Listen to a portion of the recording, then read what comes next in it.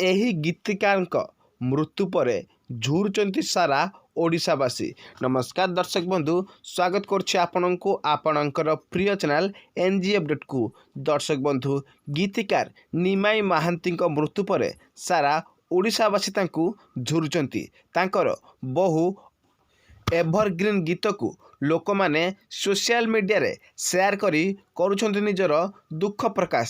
ତେବେ ସେ ବହୁତ ଦିନ ଧରି ରୋଗରେ ପୀଡ଼ିତ ଥିଲାବେଳେ ଗତକାଲି ବାରିପଦାସ୍ଥିତ ନିଜର ବାସଭବନରେ ଇହଧାମ ତ୍ୟାଗ କରିଛନ୍ତି।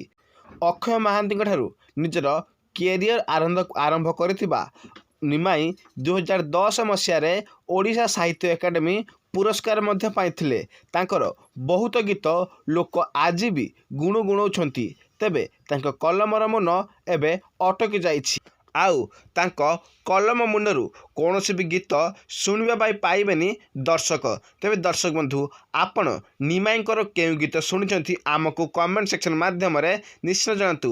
ଭିଡ଼ିଓକୁ ଲାଇକ୍ କରନ୍ତୁ ଓ ସେୟାର କରନ୍ତୁ ଏବଂ ଏହିଭଳି ସବୁ ଅପଡେଟ୍ ଖବର ଦେଖିବା ପାଇଁ ଆମ ଚ୍ୟାନେଲକୁ ଏବେ ସବସ୍କ୍ରାଇବ୍ କରି ପାଖରେ ଥିବା ବେଲ୍ ଆଇକନ୍କୁ ଦବାଇ ଦିଅନ୍ତୁ, ଯାହାଫଳରେ ଆପଣ ଆମର ସବୁ ନୋଟିଫିକେସନ୍ ପ୍ରଥମେ ପାଇପାରିବେ। ଧନ୍ୟବାଦ।